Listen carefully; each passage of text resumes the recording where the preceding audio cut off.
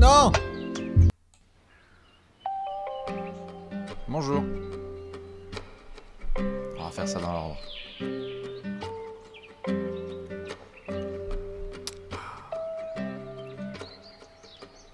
Bonjour.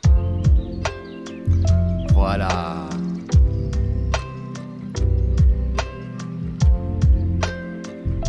Salut les copains. Salut les copains et les copines. On s'installe tranquillou.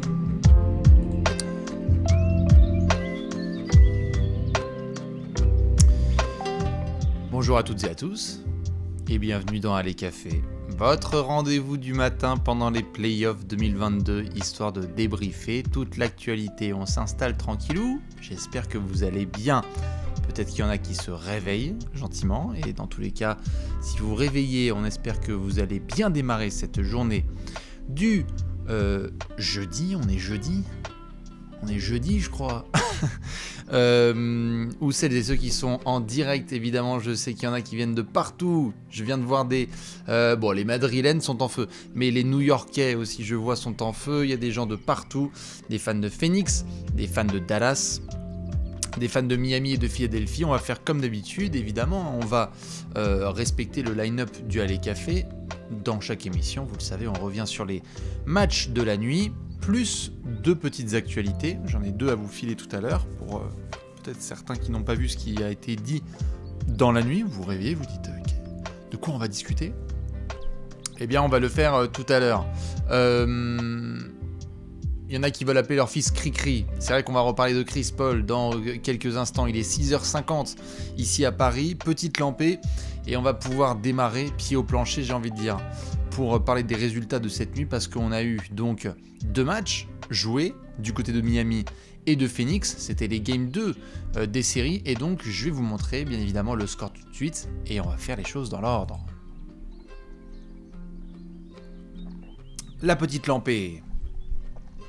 Premier match dans la conférence Est, nous étions à Miami, Sud Plage, comme on aime bien le dire, avec un public en délire, lol. 119-103, victoire du Heat qui mène donc 2-0 dans sa série, et Phoenix ensuite en a fait de même à domicile, 129-109.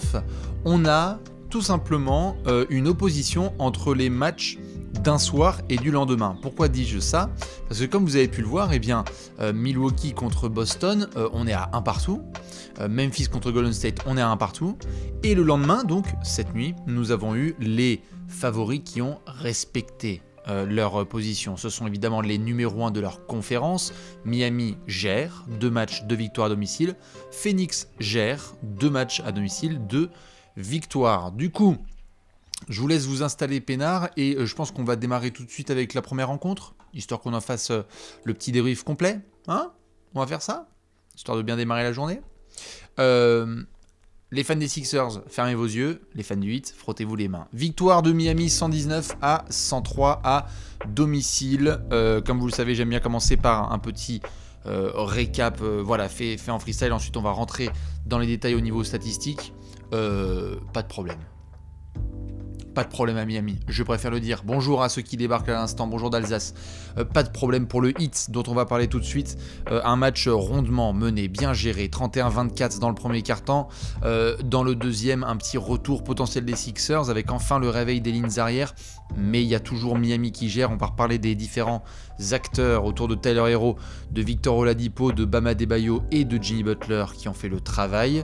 Dans le troisième quart-temps, ça continue. On déroule avec un gros mur défensif qui est mis par le Heat. Et on va mettre le point d'exclamation dans le quatrième quart-temps. C'est un match très clairement géré par les copains de Miami. Je vois qu'il y en a qui finissent le boulot et qui, eux, finissent avec Allez Café. C'est intéressant ça comme concept. Mais moi j'aime bien. Il y a des gens avec des décalages horaires différents et des boulots différents. Donc soit vous terminez votre journée de taf et à ce moment-là, posez-vous tranquille, soit vous la démarrez. Et donc on va faire les choses comme il faut. Comme je le disais, 119-103 pour le Heat. Bien géré avec un collectif qui, encore une fois, va faire le travail main dans la main. De quoi on parle ? Eh bien, on parle évidemment du Heat de Jimmy Butler, 22 points, 6 rebonds et 12 passes. Pas le joueur le plus spectaculaire de cette soirée, mais un des plus solides. 37 minutes de jeu, de la défense, et regardez, les pourcentages sont impeccables. 8 sur 15 au tir, à donner les ballons pour les bons copains dans les bonnes positions. On a vu Dwayne Dedmon recevoir des offrandes de la part de Jimmy Butler et monter au dunk. On a vu évidemment Oladipo aussi, 19 points et 6 rebonds en sortie de banc. Excellent, Victor Oladipo, qu'on avait déjà vu un peu en jambes en fin de série contre Atlanta. Eh bien, il confirme, notamment sur le challenge défensif de vouloir prendre James Harden, dont on va reparler dans quelques minutes. Et en plus de ça, ça fait plaisir de retrouver le Oladipo tonique sur ses jambes. 3 sur 4 à 3 points, 4 sur 4 au lancer, 6 sur 11 au tir. Il est agressif en 29 minutes de jeu et ça permet au Heat de ne pas uniquement tomber sur... de ne pas uniquement compter sur les œuvres de Tyler Herro, qui a évidemment célébré son titre de 6e homme de l'année comme il se doit, avec 18 points dont une excellente entame de match comme d'habitude, 18 points, 7 rebonds et 3 passes pour le meilleur 6e homme de la saison 2021-22, 6 sur 10 au tir, 3 sur 5 à 3 points. Le Heat, globalement, vous le voyez, 14 sur 29 au tir longue distance, c'était absolument impeccable. Oh, il y a mon Léonce qui est là! Vous savez quoi mettre dans le chat. C'est en 3 lettres. J'espère que ça va, mon Léonce. Mais oui, mon Lapino, il est tôt, 6h50. Ou il est tard, ça dépend comment on voit les choses. Voilà, des MVP, c'est formidable, que de la love. Comme je le disais, Miami, pendant que certains comme Léon se font chauffer le café, 14 sur 29 à 3 points, c'est impeccable. Miami qui va vraiment faire le travail, pas du tout de problème au niveau de la contribution du 8 qui va tout simplement dérouler. Vous le voyez, il n'y a pas un seul moment où on a regardé le 8 et on s'est dit oh là là, ils sont en danger. Non, non, c'est vraiment Miami a profité pleinement de l'absence de Joel Embiid, dont je vais reparler après au niveau des updates, puisqu'on espère du côté des Sixers qui sera là pour le Game 3. Et donc du coup, chacun a profité de la position dans laquelle il était. Bam Adebayo, il n'y a pas Joel Embiid, impeccable. On se permet, ça score, ça défend, il est tonique, il est agressif, aucun souci pour aller abuser de DeAndre Jordan et Paul Reed. On va parler des Sixers. Jimmy Butler a fait le travail, sans avoir à être spectaculaire comme au premier tour contre Atlanta. Tyler Herro, impeccable, et donc comme j'en parlais, Victor Oladipo aussi. Donc Miami, impeccable. Côté Sixers... Aïe. Ah, il va falloir qu'on sorte la boîte à claques. Aïe, aïe, aïe, je vais prendre la petite lampée parce que là, attention. Alors je sais que certains regardaient le foot hier soir et voyaient City contre le Real Madrid et nous envoyaient des punchlines sur Doc Rivers et Pep, etc. On va se calmer sur les comparaisons. Par contre, ce qui est sûr et certain, c'est que purée, Philadelphie, c'est compliqué. Il n'y a toujours pas de Joel Embiid et donc il n'y a toujours pas la possibilité de battre Miami sur un match. Qu'est-ce qu'on a eu? On a eu un excellent Tyrese Maxey qui, agressif, a mis quand même 34 points en 43 minutes. Il avait pas super bien démarré la soirée en forçant un peu ses tirs. Et puis il a continué à agresser l'arceau et quelle que soit la défense proposée par le Heat, qu'elle soit individuelle ou en zone, Maxey trop fort en dragster. Il a beaucoup trop de vitesse, ce qui fait que il peut vraiment créer des décalages dans cette défense de Miami. Et donc on a retrouvé le Tyrese Maxey du début de série contre Toronto. Vous savez, au tour précédent, on disait que c'était limite Kyrie Irving. Du coup, Tyrese Maxey, c'était très bien. Tobias Harris, 21 points, 4 interceptions, 4 rebonds, 4 passes, à 50% au tir et 40% à 3 points. Impeccable. C'est tout. Je n'ai même pas envie, en fait, d'aller plus loin. C'est tout. C'est tout pourquoi? Parce que, mesdames et messieurs, Danny Green, c'est 1 sur 9 à 3 points. Parce que Georges Niang, c'est 1 sur 3 à 3 points avec 6 fautes. Parce que Paul Reed, c'est 25 minutes, mais quel impact. Matisse Thybulle, c'est 21 minutes de jeu. Regardez, Matisse Thybulle, impeccable en défense, mais 0 tir tenté. Je veux dire, je parle même pas d'un 2 sur 2 au lancer ou 0 sur 3 au tir. 21 minutes de jeu, 0 tir tenté. Tu attaques à 4 contre 5. Shake Milton, 1 minute. Furkan Korkmaz, qui a été envoyé évidemment en pâture sur Jimmy Butler, s'est pris la sauce. Alors oui, tu vois 2 sur 4 à 3 points, mais qu'est-ce qui rend de l'autre côté? Il y a 4 fautes, et dès qu'il était sur le parquet, les mecs à Miami, ils le regardaient, ils disaient tu vois Korkmaz? Ouais, voilà. Tu mets 2 tranches de pain autour de Korkmaz et t'as un déjeuner. Ça a pas loupé, les mecs ils l'ont attaqué à outrance, et ça a donné des points faciles pour le Heat. Donc vraiment très très compliqué côté Sixers. puisqu'on a eu voilà, des pourcentages à 3 points absolument dégueulasses. 8 sur 30 à 3 points. Qu'est-ce que tu veux faire? C'est insensé. Je vais vous montrer après, parce qu'on a balancé des visuels dans la soirée sur Twitter, mais c'était vraiment trop dur. Et donc, on en vient au sujet James Harden. Alors, quand on regarde les chiffres, certains vont me dire, Bastien, quand même, 20 points, 9 passes, 4 rebonds. Sur le match précédent aussi, il avait essayé un petit peu. Non. C'est beaucoup trop compliqué, je sais pas ce que vous en pensez. Voilà, je vois que certains le mettent tout de suite 4 points en seconde mi-temps. C'est vrai qu'il en met 16 en première période et on le voit essayer d'agresser un petit peu la défense du 8. Mais pétard, qu'est-ce que c'est dur de regarder James Harden en ce moment. Et c'est pas qu'il force ou quoi que ce soit, c'est juste que les limitations physiques qui commencent à être évidentes de James Harden, qui a un kilométrage énorme dans sa carrière NBA, fait qu'il ne peut pas passer l'épaule et donc dépasser les joueurs du 8. Donc Victor Oladipo il a tenu, PJ Tucker il a tenu, Gabe Vincent il a tenu, Max Strus il a tenu, Jimmy Butler il a tenu. Et donc vu que Harden n'arrive pas à faire la différence, et bien du coup tout devient beaucoup plus compliqué. Parce que soit il doit reculer, l'horloge découle et à ce moment-là il y a un step back à 3 points, soit il recule, il essaye de faire une passe, mais Miami a le temps de se replacer. Et donc l'idée que je voulais mettre en avant, c'est pas de dire c'est la faute de Harden. Non, les Sixers sont dans une situation difficile, tu dois aller jouer 2 fois à Miami sans Joel Embiid. Donc c'est hyper compliqué. Et Harden est débarqué il y a 3 mois, donc je m'attendais pas à monts et merveilles. Mais je m'attendais pas non plus à ce que ces 2 premiers matchs soient d'une aussi moyenne qualité de la part de James Harden. Et je sais pas ce que vous en pensez. Il y en a qui posent des questions sur le fait de savoir s'il est blessé, peut-être. Mais dans tous les cas, ce n'est pas assez. Ce n'est pas la contribution. C'est-à-dire que si je vous avais dit il y a 3 mois, au moment où il arrive, que dans la série contre Miami en demi-finale, au bout de 2 matchs, les 2 meilleurs joueurs de Philadelphie, pendant que Joel Embiid il est absent, c'est Tobias Harris et Tyrese Maxey. Vous m'auriez dit, mais arrête de déconner. Arrête. Frère, ils ont récupéré James Harden. C'est pas pour qu'il soit justement le 3e meilleur joueur des Sixers sur une série aussi importante de playoffs. On en est là. On en est là au bout de 2 matchs. Maintenant, il va falloir le laisser évidemment retrouver sa condition physique, qu'il puisse être bon sur le match 3 et 4 qui auront lieu à Philadelphie. Mais c'est vraiment compliqué. Et il y en a qui me disent faut pas lui trouver d'excuses. J'essaye pas de trouver d'excuses, je dis juste que les performances d'Harden, elles sont dans un contexte où tu n'as pas Joel Embiid. Donc quelque part, t'as pas ton partenaire principal qui te permet notamment d'être deadly sur pick and roll. Donc ça doit être leader, je suis d'accord. Il devrait être beaucoup plus impactant et leader dans ce genre de situation. Et donc ça remet sur la table des sujets qu'on a déjà connus. Et ce sont des sujets qui nous dérangent autour de James Harden, sur un certain manque de leadership et de step-up dans des moments où il est attendu vraiment au créneau.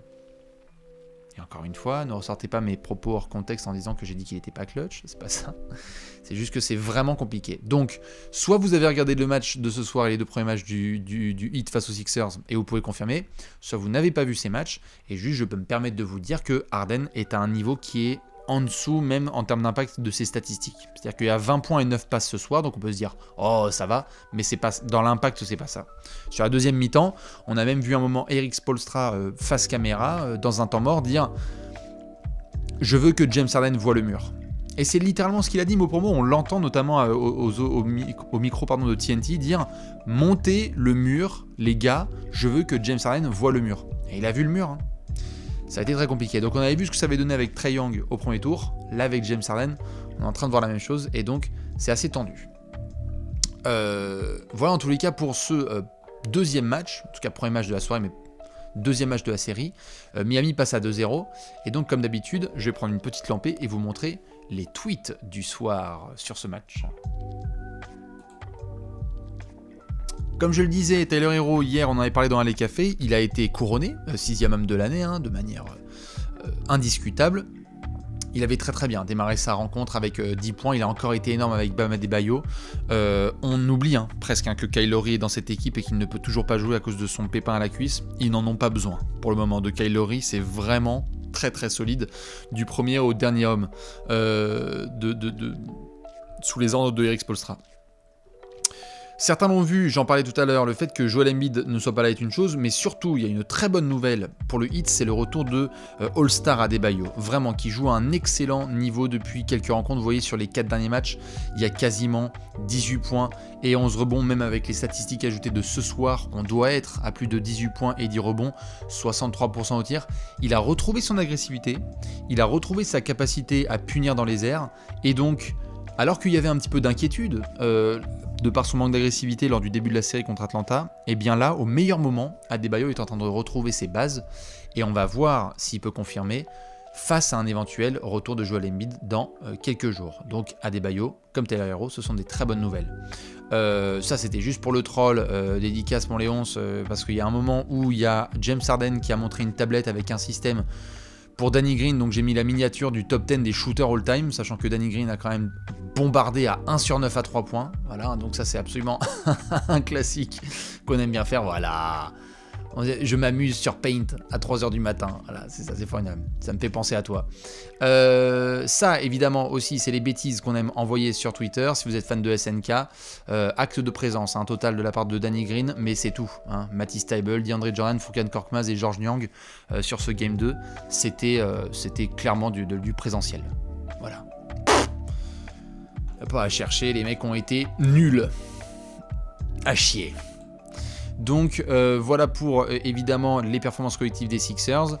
Score final, comme je disais, 119 à 103. On passe à 2-0 et la série va basculer du côté de Philadelphie pour 2 prochains matchs. On voyait Monsieur Dwayne Wade qui était avec Gabriel en bord de terrain pour notamment checker Victor Oladipo et compagnie. Petite blague pour celles et ceux qui ne l'ont pas vu, Udonis Haslem, qui ne joue quasiment pas avec le Heat, est allé voir Dwayne Wade à la fin du match et lui a donné ses pompes en lui disant c'est les pompes avec lesquelles j'ai joué aujourd'hui. Bon, voilà. Sachant que le mec il a juste fait ses lacets et puis c'est tout. Donc voilà, ça a fait marrer Dwayne Wade qui est ancien coéquipier de Udonis Haslem, avec qui il a remporté quelques bagouzes mine de rien. Une petite update importante concernant Monsieur Joel Embiid. Doc Rivers s'est exprimé après le match en disant qu'il ne savait pas si Joel Embiid, en l'état actuel, pourrait participer au Game 3.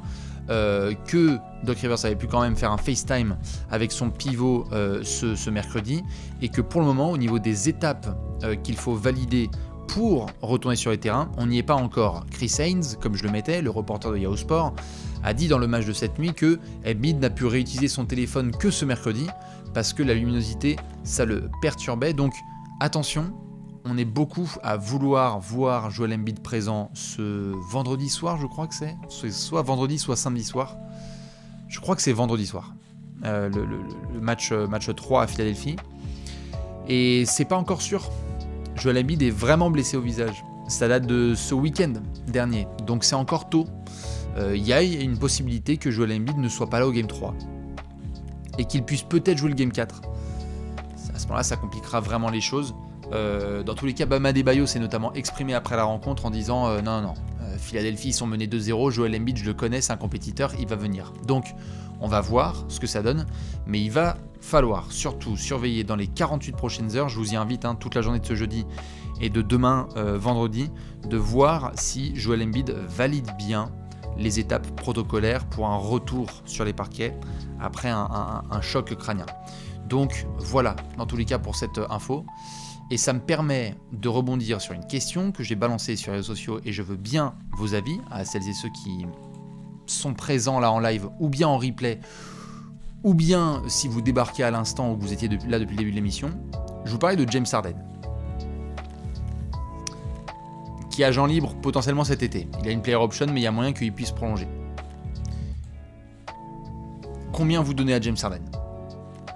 Si on se base, pas sur le match de cette nuit, si on se base sur la condition physique de Harden, où est-ce qu'il en est en ce moment, comment ça fonctionne, etc. Qu'est-ce que vous faites ? C'est une vraie question, qui n'est pas trop tôt, posée trop tôt en mode blasphématoire, mais il y a beaucoup de gens qui se demandent si James Harden va prendre le max.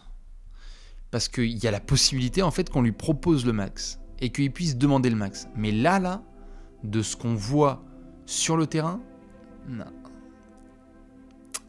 Alors Léonce me dit qu'on va mettre un contrat minimum vétéran. C'est pas... Moi je suis d'accord, on va voir. Non, de manière un peu plus sérieuse. Il y en a qui mettent du 25 millions l'année, par exemple. On peut être dans ce range-là, déjà un peu plus. Je sais que ça va en faire criser certains, mais je regarde un petit peu ce que ça dit. 80 millions sur 3 ans, on me dit. Enfin, putain.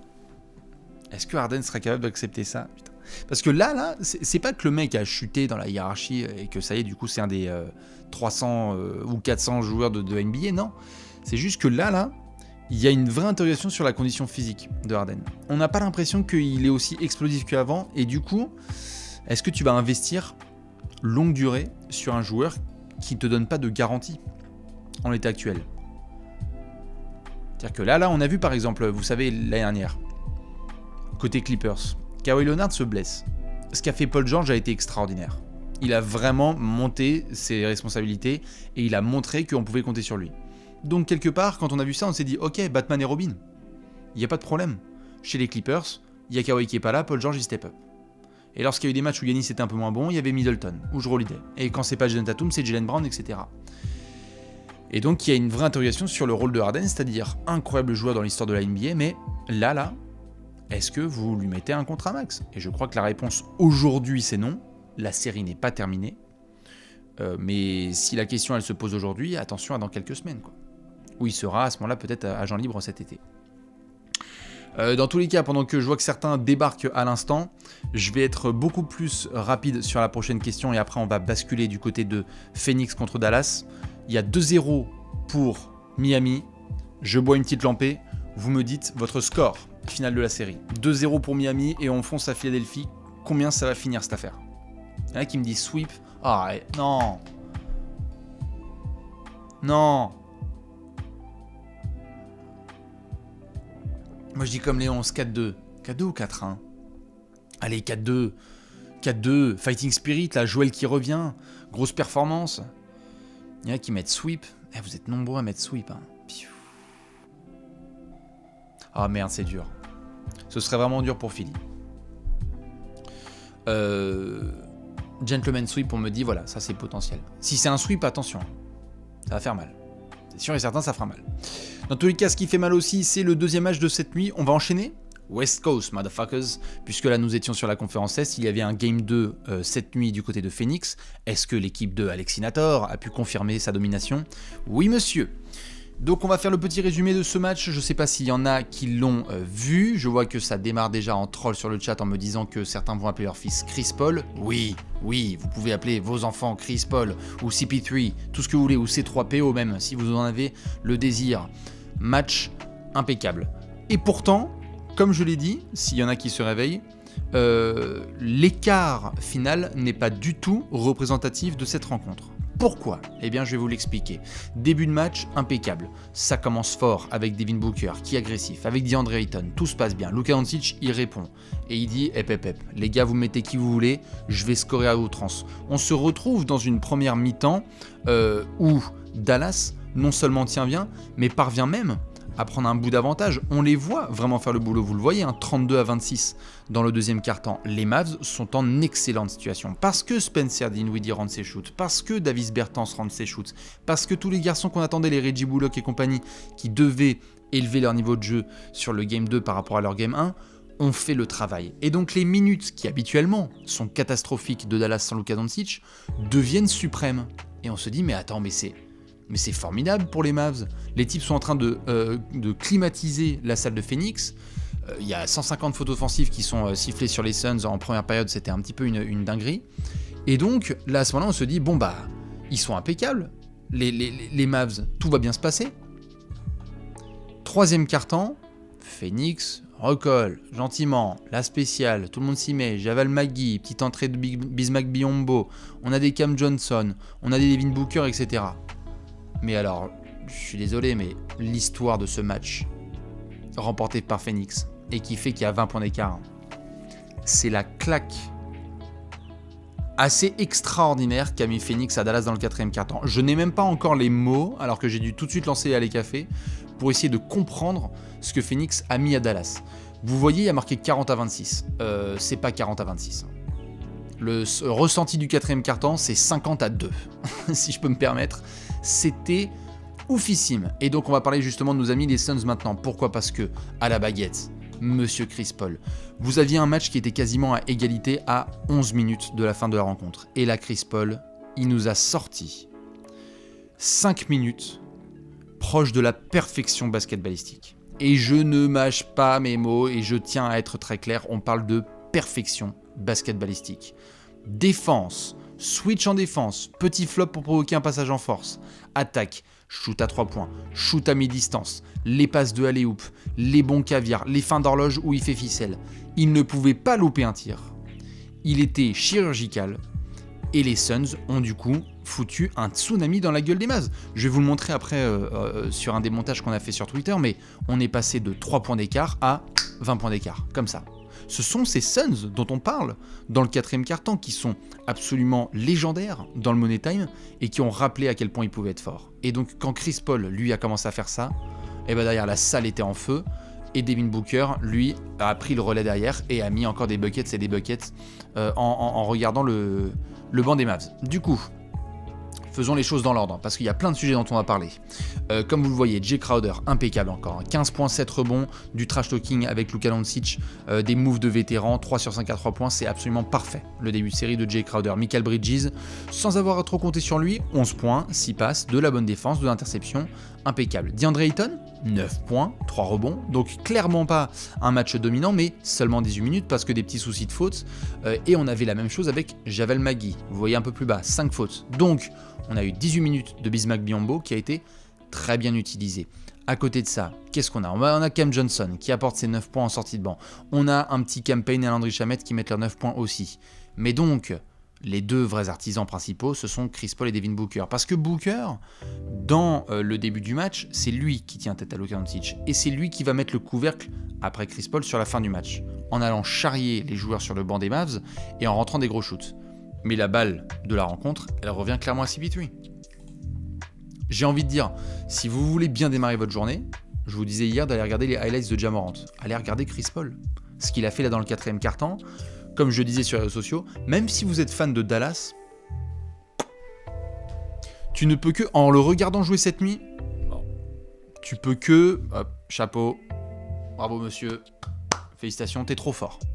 Chris Paul trop fort, très clairement. Il a été chirurgical et sur un détail de jeu sur lequel on va revenir, puisque maintenant nous allons parler de nos amis les Mavs. Du côté de Dallas, Luka Doncic, 35 points, 5 rebonds et 7 passes. 13 sur 22 au tir, 5 sur 10 à 3 points. Encore très fort, monsieur Luka Doncic. Une première mi-temps exceptionnelle, 26 points, 5 rebonds, 6 passes. Enfin, le mec dans des standards de zinzin, c'est-à-dire des triples-doubles à 40-50 points, comme on l'avait vu d'ailleurs au Game 1. À côté de lui, on avait, comme je disais, Reggie Bullock qui met ses shoots. On a Spencer Dinwiddie qui met ses 11 points. Un petit Bertans qui en met 9. Kleber qui met 9 points, mais pas un seul tir à 3 points qui est rentré. Malheureusement, pour Dallas, on en revient au même problème. Dorian Finney-Smith, 20 minutes de jeu, 2 points seulement, 4 fautes. Dwight Powell, pas du tout une série pour lui. 13 minutes, 4 points, difficile de le faire jouer. Jalen Brunson, oh, le retour sur terre, il fait mal. Il avait été extraordinaire contre Utah. Le début de série, là, pour Jalen Brunson, c'est vraiment, vraiment, vraiment compliqué. 9 points, 5 rebonds, 2 passes, 3 sur 12 au tir, 4 fautes, 3 ballons perdus. Phoenix a pris la décision de mettre tout le temps de la taille sur Brunson, et du coup, malheureusement, vu que le mec est plutôt chétif, c'est très très dur. C'est très très dur. Physiquement, il a l'air vraiment à bout, et donc c'est compliqué pour lui. Parce qu'en plus, vu qu'il n'arrive pas à être déterminant en attaque, je vous cache pas qu'en défense, malgré ses efforts, ça devient une mismatch, quoi. Et donc Phoenix a souvent essayé de viser sur lui en défense avec des ballons dans les airs pour plein de garçons, pour des Ayton, pour les Bridges, pour essayer de le punir. Donc ça a été vraiment, vraiment compliqué une nouvelle fois pour Jalen Brunson. Sur le banc, comme je disais, il y a d'autres copains qui ont essayé de contribuer. Mais un des aspects, pour ceux qui n'ont pas vu le match, un des aspects qu'il va falloir surveiller sur la suite de cette série, et je vous invite donc à vous renseigner là-dessus parce qu'on va écrire dessus sur le site de Trash Talk, c'est la défense de Luka Doncic. Luka a des responsabilités qui sont surhumaines dans l'attaque de Dallas. C'est les options 1, 2, 3, 4, 5, 6, 7. Luka Doncic, pick and roll, isolation, switch, tout, la totale. Sauf qu'on avait vu dans la série contre Utah que Luka Doncic, à cause de ce niveau d'énergie qu'il doit mettre en attaque, parfois, il ne peut pas donner autant en défense. Et donc les schémas défensifs qui sont mis en place par Dallas cherchent à couvrir Luka Doncic. Donc c'est ce qui fait que Reggie Bullock, Dorian Finney-Smith, Dwight Powell s'occupent notamment des grosses missions. On va sortir les muscles et on va permettre à Luka un petit peu de souffler. Le problème, c'est que ça, si vous êtes une équipe qui n'est pas très intelligente en face, vous laissez la chose se dérouler. Mais là, on parle des Suns. Eh bien, Chris Paul, qu'est-ce qu'il a fait dans l'intégralité du 4e quart-temps? Ce fameux run dont je parle. Je crois que Chris Paul, les 19 premiers points des Suns, il est à la baguette. Soit au scoring, soit à la passe. Eh bien, ça a été simple. Et vous pourrez revoir notamment le replay si vous en avez la possibilité, que ce soit via le League Pass ou autre chose. Chris Paul remonte la balle. Écran de Landry Shamet sur Reggie Bullock. Reggie Bullock étant en défense sur Chris Paul. Luka Doncic étant en défense sur Landry Shamet. Du coup, Chris Paul se retrouve avec Luka Doncic sur lui. Et là, c'est la danse. La Zumba. La Zumba, et Luka était tellement cramax, tellement cramé, et puis tu peux pas tenir sur Chris Paul comme ça, que c'était N1, tir à mi-distance, 3 points, sanction. Même quand ils sont venus doubler sur Chris Paul parce qu'ils sentaient que Luka Doncic ne pouvait pas tenir, il a fait l'extra passe dans le corner qui a donné un ballon à Misbah Biyombo qui a dunké tout seul. C'était trop compliqué. Et je vois que certains le mentionnent, c'est vrai qu'avec les Clippers l'année dernière, on avait du Kawhi qui le ciblait déjà, et on a eu des franchises et des coaching staff qui ont ciblé Luka Doncic en défense. Pour tout le talent extraordinaire qu'il a en attaque, et les responsabilités qu'il a, et le besoin de soutien qu'il a, il faudra surveiller ça sur la suite de cette série, parce que Phoenix a trouvé un bouton sur lequel appuyer et qui fait extrêmement mal. Si Luka commence à devoir forcément donner beaucoup d'énergie en défense, qu'est-ce que ça va donner en attaque? Et là, la série peut aller très très vite. Je vois que certains nous parlent de sa condition physique et du fait que physiquement il est trop moyen pour défendre. C'est un joueur qui peut être intelligent évidemment en défense. Il a montré cette saison qu'il pouvait faire de meilleurs efforts. Mais il a montré aussi à plusieurs reprises que c'était vraiment pas sa priorité. Donc on va surveiller vraiment pour Luka cette histoire de défense. Et je vous invite, les 1000 qui sont là à 7h20 du matin, à surveiller ça pour la suite de cette série. Et pour évidemment la suite de la carrière de Luka, parce que des jeunes superstars qu'on voit qui cartonnent en attaque mais font pas trop le boulot en défense, il y en a. Il va falloir que Luka aussi rentre dans cette catégorie des joueurs qui font les choses des deux côtés du terrain. Ça va être vraiment fondamental pour la suite évidemment de sa carrière et de ses ambitions NBA. Du coup, je vais vous montrer quelques petits tweets en prenant une lampée, les tweets de la nuit. Bon, Luka qui est bien dans son maillot, je pense qu'on peut le dire. Voilà. Il est... Bon courage à ceux qui partent bosser. On a vu donc Luka qui a très fort démarré contre Cam Johnson, voilà, dans le maillot tout bien serré. On a vu un peu de trash talking aussi avec Monsieur Jay Crowder, puisque les deux sont en opposition directe sur la série. On a vu Luka aussi qui a essayé de calmer un petit peu le public en lâchant des step back à 3 points en mode Cristiano Ronaldo. Donc très clairement là-dessus il a régalé. On a vu Monsieur OBJ, évidemment le joueur de foot américain qui était là présent dans la salle pour soutenir son copain Devin Booker. Et donc, comme je le disais, 89 à 83 dans le 3e quart-temps. Les Suns ont cette statistique qui est absolument incroyable sur la saison 2021-22.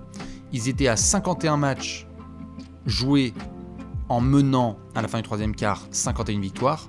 On passe à 52-0. On passe à 52-0. Si vous êtes mené au score par les Suns en début de 4e quart-temps, arrêtez. Ça ne sert à rien. Et en plus, si vous menez, ils vont revenir, les salopards. Donc c'est un peu compliqué. Ce bilan reste intouchable et on verra s'ils vont être capables de le tenir jusqu'à mi-juin. Chris Paul, comme je disais, a complètement décimé les Mavs un par un dans le Money Time. Et c'est ce screen, voilà, dont je vous parlais et que je voulais vous montrer. 89 à 86 avec 11 minutes à jouer. 5 minutes plus tard, il y a plus 17. Rien à faire. C'était un run à la Chris Paul, où il a été vraiment exceptionnel. Et donc c'est ça qui a fait la différence, puisque après vous finissez sur un match avec 20 points d'écart. Mais vous voyez, au début du 4e quart-temps, c'est serré cette affaire. Donc vous le voyez, 8 points en première mi-temps et 20 points en deuxième à 9 sur 10 au tir. Bon, bah, c'est le Chris Paul qu'on adore. Et donc score final, 129 à 109. 2-0 pour Phoenix dans la série, direction Dallas. Ce qui me permet du coup de poser une question. Je l'ai faite pour Philadelphie contre Miami. 2-0 Phoenix, 2 prochains matchs à Dallas. Quel est selon vous le score de cette série? On part sur quoi? Est-ce que les Suns sont trop forts?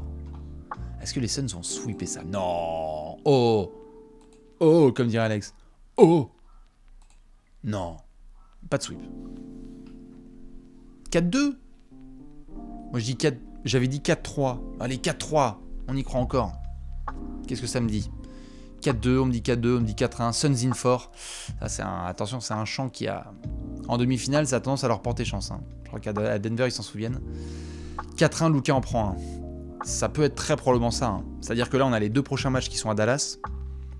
Luka Magic en prend un. Phoenix, collectivement, en prend un autre. Et tu retournes à Phoenix en étant mené 3-1. Bon, voilà. Tu plies les goals, les mecs terminent le taf. Hein. Ils sont trop forts. Je suis bien d'accord avec vous. Dans tous les cas, je vous remontre donc les résultats de cette nuit, une dernière fois, avec 119 à 103 pour le Heat et 129 à 109 pour Phoenix. Ce qui fait que là, on va mettre à jour notre petit bracket, et donc nous avons 2 séries à 2-0, vous le voyez en haut, les têtes de série qui mènent 2-0 dans leur opposition, et donc un partout dans les séries entre Golden State Memphis et Milwaukee Boston. J'en profite pour dire tout de suite qu'il y a une mauvaise nouvelle. Ah, une mauvaise nouvelle, ça va, c'est pas non plus la pire nouvelle du siècle, mais ce soir il n'y a pas de match. Ce soir, il n'y a pas de match en NBA. Et voilà, c'est comme ça, parce que notamment, on va mettre l'accent sur vendredi et ce week-end. Donc, si je ne dis pas de bêtises, c'est repos total. Ça veut dire qu'il n'y aura pas de Aller Café demain matin. Mais voilà, si vous posiez la question de savoir si Memphis allait jouer ce soir, si Milwaukee allait jouer ce soir, etc., je crois que c'est pause. Donc voilà, dodo. Je vous cache pas que même moi, sans vous mentir, je vais recharger un peu les batteries, ça va faire du bien. Ceci étant dit, pour terminer cette fabuleuse émission et vous laisser démarrer cette belle journée du jeudi, on termine avec 2 infos. La première qui est tombée dans la nuit, vous étiez nombreux à voir cette faute flagrante, terrible de Dillon Brooks sur Gary Payton. On a vu notamment Dillon Brooks quitter le parquet, se faire insulter par beaucoup de gens. On a vu Gary Payton nous annoncer via son staff médical qu'il était victime d'une fracture du coude. C'est tombé avec les IRM complémentaires qui ont eu lieu ce mercredi, ce mercredi. 3 à 5 semaines d'absence pour Gary Payton, donc, suite à sa blessure au coude lors du Game 2. Alors, évidemment, on ne sait pas jusqu'où les Warriors vont aller, mais le message qui a été un petit peu véhiculé, c'est que si Golden State fait un long parcours, un retour de Gary Payton dans les playoffs 2022 n'est pas à exclure. Voilà. Donc, on va dire que même si la nouvelle est terrible, parce qu'on parle d'une fracture du coude, eh bien, on évite le pire qui aurait pu être fin de playoff, shut it down, où là, ça aurait été vraiment la merde. Je crois que je peux vous confirmer qu'aucune annonce n'a été faite par la NBA en termes de suspension pour Dillon Brooks. Mais comme certains l'ont vu, peut-être je l'avais tweeté dans la journée de ce mercredi. Grayson Allen, souvenez-vous, en janvier dernier, avait fait l'hélicoptère à Alex Caruso. Alex Caruso s'était fait une blessure au poignet et il avait pris un match de suspension. Je ne serais pas étonné si Dillon Brooks a le même type de traitement. C'est-à-dire que là, il ne peut pas jouer le Game 3, je pense. Je pense qu'il ne jouera pas le Game 3 de la série entre Memphis et Golden State. Ce sera à surveiller. Ça, c'est évidemment pour la première info. Et la deuxième, là, je vais prendre une grosse lampée, parce que ça, c'est une info, les potes. Il faudra limite que je rentre en détail là-dessus pour comprendre vraiment ce qui s'est passé.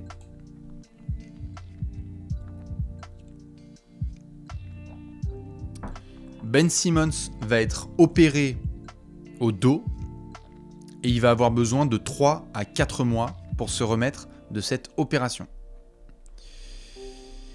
Alors, plusieurs choses. On aura l'occasion de pouvoir en rediscuter ensemble. Ouais, mon Léon, ouais, tout à fait. Je vais rentrer en détail. Vous aviez vu Ben Simmons notamment être en tenue de ville sur le côté pendant la série contre Boston. Et ça faisait depuis la trade deadline qu'on attendait de voir si Ben Simmons pouvait faire ses débuts avec les Nets.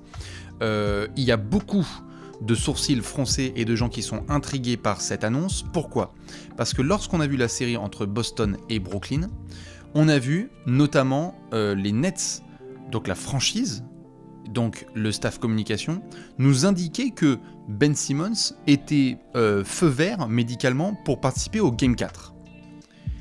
Et donc il y avait eu beaucoup d'anticipation sur le match 4 alors que Boston menait 3-0 et donc les Nets étaient menés 3-0 parce qu'on se disait allez on va pouvoir voir Ben Simmons etc. Quelques jours avant et quelques heures avant ce Game 4, on avait vu Ben Simmons à l'entraînement, notamment appeler. s'entraînant, dunkant et faisant signe aux médias qu'il était en train de dunker et que tout allait bien. Et donc il y avait beaucoup d'optimisme là-dessus. Pas du tout l'ombre d'un doute de quoi que ce soit. Et d'ailleurs, même un reporter s'était exprimé, avait pu échanger avec Ben Simmons sur de potentiels soucis au dos qu'il avait, parce que ça le gênait un peu. Et il disait, non, je pense que l'option opération, c'est vraiment la dernière des options, et on ne va pas la prendre. Puis on a vu ce qui s'est passé. Il y a eu tout un bazar dans lequel nous aussi on est rentré, on n'est pas parfait, autour de l'absence de Ben Simmons au Game 4. Qui n'était pas du tout là, avec ses coéquipiers. Et on s'est dit, what the fuck, qu'est-ce qui se passe et on ne savait pas ce qui se passait. On s'est demandé si c'était le joueur, si c'était la franchise, s'il y avait quoi que ce soit. Puis on a eu des rapports, après, qui ont été envoyés sur le fait que Ben Simmons continue à avoir ses soucis au dos, et on se disait, putain, c'est quand même chelou. On a du mal à croire ça, de manière légitime, parce que la franchise nous avait annoncé qu'il allait pouvoir jouer nickel au Game 4. Et bien, aujourd'hui, on a la confirmation que ce n'est pas du tout fake ni quoi que ce soit. Ça n'a jamais été une question que ce soit fake, mais on se disait, est-ce que c'est un peu exagéré? Eh bien, pas du tout. En fait, il a un problème de disque, et Ben Simmons, je préfère le dire tout de suite, il va être victime d'une opération que Dwight Howard et Michael Porter Jr. ont eu. Tous les deux. Même Brook Lopez, il a eu la même. Je répète, Ben Simmons, qui doit rejouer la saison prochaine, va avoir une opération au dos que Dwight Howard, Michael Porter Jr. et Brook Lopez ont eu. Dwight Howard, je vous laisse vous souvenir de ce qui se passait au niveau des discussions lorsqu'il était à Houston et qu'on parlait d'opération au dos. C'était vraiment compliqué. Michael Porter Jr., on ne va pas reparler de soucis au dos, ça a été vraiment tendu. Brook Lopez, pareil, ça l'a beaucoup diminué. Donc, évidemment, les progrès de la médecine font que on souhaite le mieux pour Ben Simmons, qu'on a envie de voir sur les parquets, parce que là, ça fait trop longtemps. Mais on parle d'une opération là au dos qui va lui demander 3 à 4 mois déjà pour revenir. Il y en a même certains qui disent que du coup, déjà, la saison 2022-2023 de Ben Simmons, bah, elle va être tendue. Parce que l'autre, il va revenir de 1 an et demi sans avoir joué avec une opération au dos. C'est dur. C'est dur. C'est très très dur. C'est vraiment très très compliqué pour Ben Simmons. Dans tous les cas, vous le savez, comme pour chaque joueur, on déteste les blessures et on a envie qu'ils reviennent à fond. On ne savait pas si c'était justement un problème sérieux ou si c'était psychosomatique, parce que certains ont même soulevé un petit peu cette hypothèse. Eh bien non, c'est bon, c'est confirmé. Et c'est à savoir en fait si, côté Nets, il n'y a pas eu une communication un peu bizarre pendant les playoffs. Non pas qu'on veuille jouer à la chasse à la sorcière, mais c'est vrai que ça reste quand même très flou cette affaire. Hein, on aurait aimé que ce soit un petit peu plus clean de la part des Nets parce que nous annoncer que Ben Simmons en fait est prêt et en fait pas du tout et en fait il est pas là, ça le met lui dans une position compliquée. Et oui, la news elle est pas top là de bon matin, c'est sûr. C'est sûr. Oui, pour ceux qui posent la question, après ce sera rediffusé sur YouTube, comme Chacal et Café, voyons. Quelle question. Dans tous les cas, voilà, je sais que la nouvelle est peut-être un petit peu violente pour ceux qui se réveillent maintenant, mais Ben Simmons va bien être opéré au dos, et on espère qu'au bout de 4 mois, il va pouvoir revenir à fond, et qu'après, sur la saison 2022-2023, il va pouvoir retrouver petit à petit son rythme. Parce que l'objectif, on va pas se mentir, hein, avec le trade de James Harden, c'est d'avoir un Ben Simmons vraiment qui peut être cette pièce complémentaire de KD et Kyrie, qui mène les Nets vers l'élite, hein, pas l'élite du premier tour des playoffs, hein, pas Cancun comme on dit.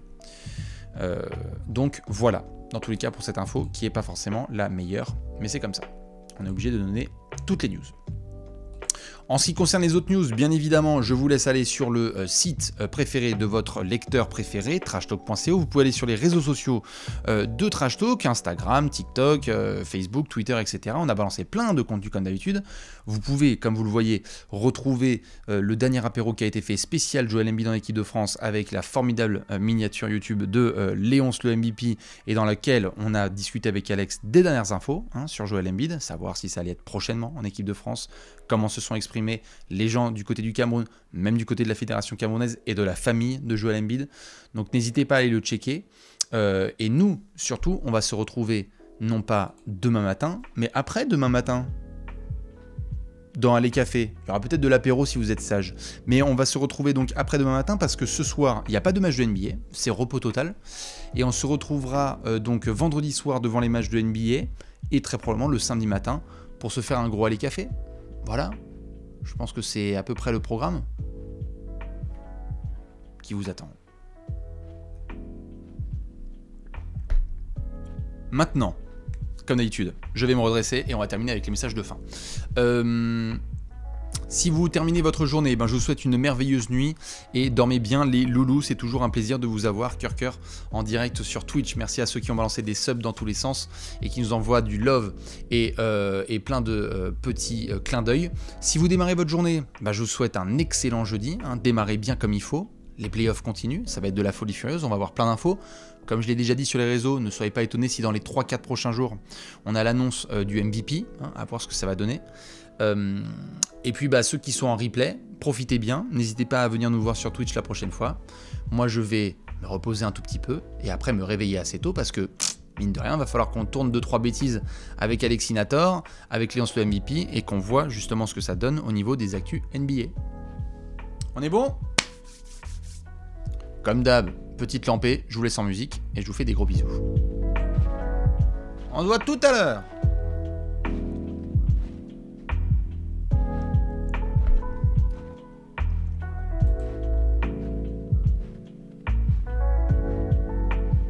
Bonne journée à toutes. Ciao.